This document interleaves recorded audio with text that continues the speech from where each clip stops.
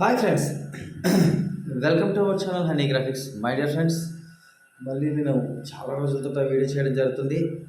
మ్మ్, చాలా చాలా long back తర్వాత మళ్ళీ వీడియో చేయడం అవుతుంది. ఎందుకంటే ఆ, నాకు ప్రతిరోజు కూడా యూట్యూబ్లోకి వచ్చే కన్నా నాకు ఉన్నటువంటి పాత కస్టమర్స్కి ఫస్ట్ ఇంపార్టెన్స్ ఇస్తున్నా.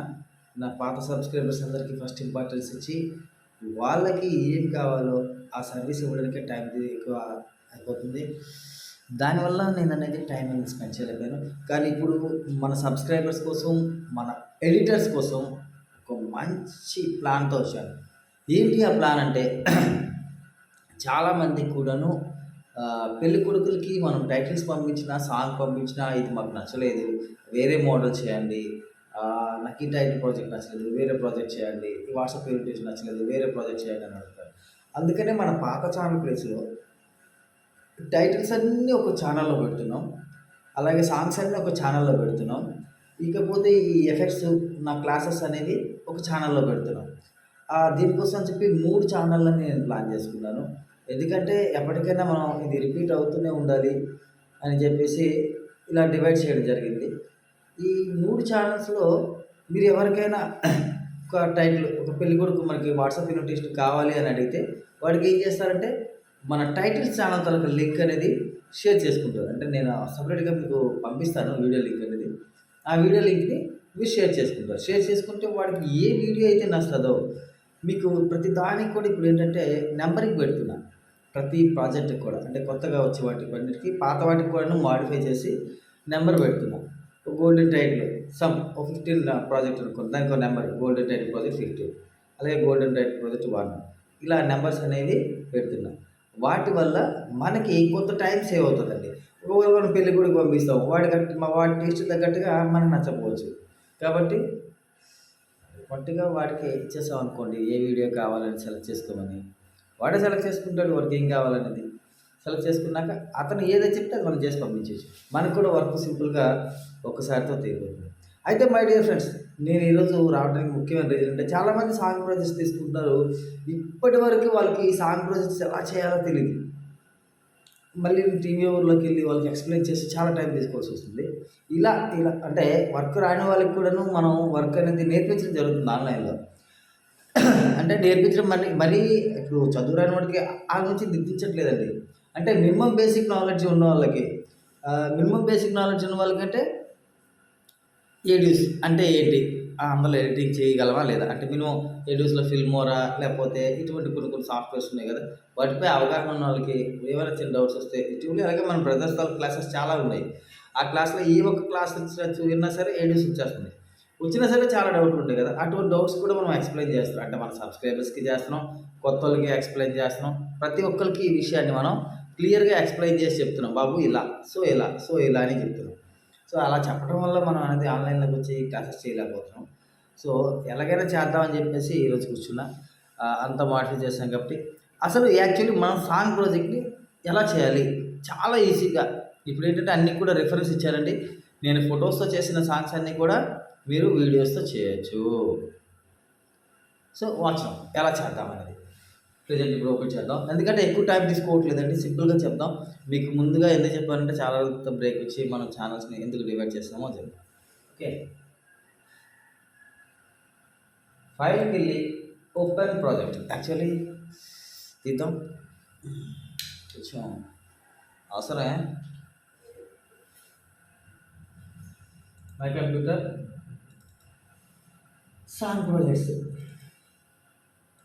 ఇలా సాంగ్ ప్రాజెక్ట్స్‌లోకి వెళ్ళాక తెలుగు సాంగ్ ప్రాజెక్ట్స్‌కి వెళ్ళాక మీరు ఏదైనా ఒక సాంగ్ ఇప్పుడు ఏంటంటే అన్ని ప్రాజెక్టులు కూడా మోడిఫై చేయడం జరిగింది. అన్ని ప్రాజెక్ట్స్ మోడిఫై చేసి మీకు ఇవ్వడం జరిగింది. దాన్ని ఎలా వాడొచ్చు అనేది మీకు ఇప్పుడు చూపిస్తున్నా. సో సమ్ ఏదైనా ఒకటి తీసుకుందాం. మీకు చెప్పండి. ఫేవరెట్‌గా ఈ మధ్యన రీసెంట్‌గా చేసినటువంటి సాంగ్ కూడా ఉంది. బుట్ట బొమ్మ. బుట్ట బొమ్మలో ఈ రిఫరెన్స్ ఎప్పుడైతే ప్రతి దాంట్లో కూడా ఆర్‌ఈఎఫ్, సాంగ్ ప్రాజెక్ట్స్ అన్నిట్లో కూడా ఆర్‌ఈఎఫ్ అని ఉంటుంది. సాంగ్ ప్రాజెక్ట్స్ చివరికి ఆర్‌ఈఎఫ్. దాన్ని ఓపెన్ చేసుకోవాలి. దాన్ని ఓపెన్ చేసుకున్నాక అది ఓపెన్ అవుతుంది.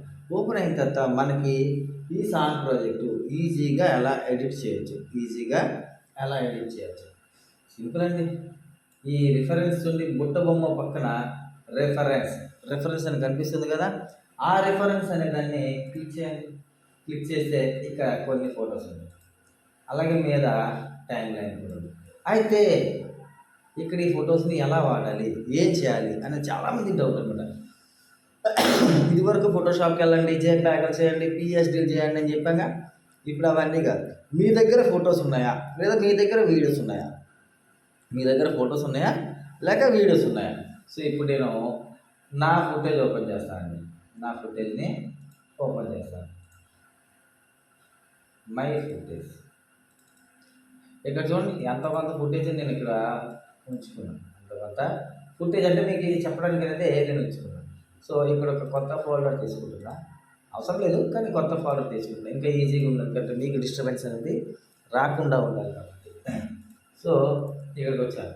ఇక్కడికి వచ్చి వీడియో ఒకటి నా దగ్గర ఎన్ని వీడియోస్ ఉన్నాయో అన్ని వీడియోస్ని తీసుకుంటున్నాను. సో ఇవన్నీ కూడాను మనం కొన్ని కస్టమర్ తాలూకా వీడియోస్ అనుకున్నాం, వాటిని తీసుకొచ్చి ఇక్కడ పెట్టేసాను. మీద లైన్లో పెట్టేసాను. యాక్చువల్లీ ఇది ఎలా పెట్టుకోవాలి అంటే నేను చెప్పే విధానం ప్రకారం అయితే ఇక్కడ చూడండి, ఇక్కడ ఫోటో ఇచ్చాను కదా, ఆ సైజులో పెట్టుకోవాలి. ఆ సైజులో పెట్టుకుంటే మీకు పర్ఫెక్ట్ టైమింగ్ వస్తుందండి, పర్ఫెక్ట్ టైమింగ్ వస్తుంది. సో మీద లైన్లో నేను ఆ వీడియో అనేది పెట్టేశాను. కింద దీన్ని క్లోజ్ చేసేస్తాను. ఎందుకు క్లోజ్ చేస్తానంటే ఆడియో క్లోజ్ చేస్తాను. సో ఒక ట్రాక్ లాగా ఈ ఆడియో కూడా అవసరం లేదు, ఎందుకంటే ఈ ఆడియో వచ్చేస్తుంది. అందుకు ఈ ఆడియో డిలీట్ చేస్తాను. ఓకే, ఇప్పుడు ఇదే బుట్ట బొమ్మ సాంగ్ వెళ్ళి ఫస్ట్ నుండి ప్లే చేయండి.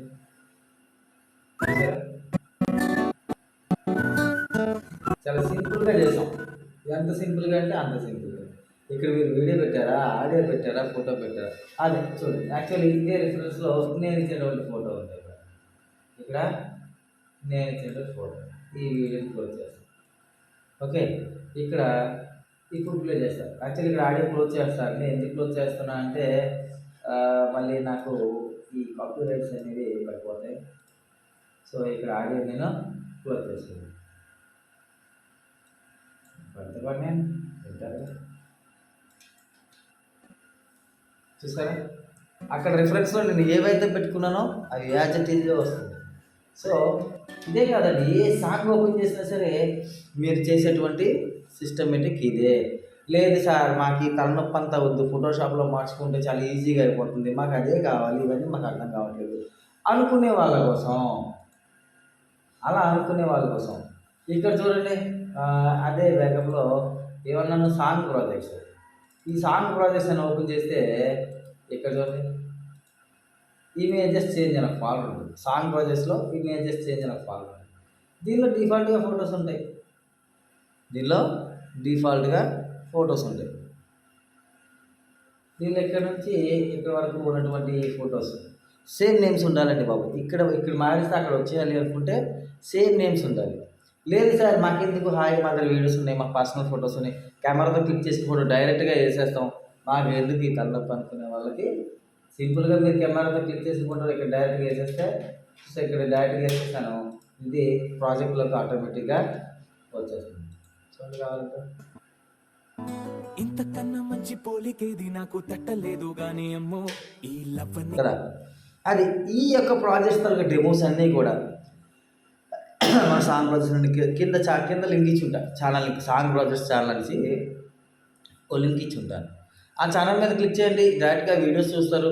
వీడియోస్ చూసి ఆ సాంగ్ ప్రాజెక్ట్స్ అన్నీ మీరు సెలెక్ట్ చేసుకోవచ్చు, లేదా కస్టమర్కి డైరెక్ట్గా పంపించవచ్చు. అది matter. So thank you for watching my dear friends. నేను చెప్పింది మీకు అర్థమైంది అనుకుంటాను, ఓకేనా? సరే, చాలామంది కూడా ఇప్పుడు ఎక్స్పోర్టింగ్ కోసం అడుగుతున్నారు ఎలా చేయాలనేది.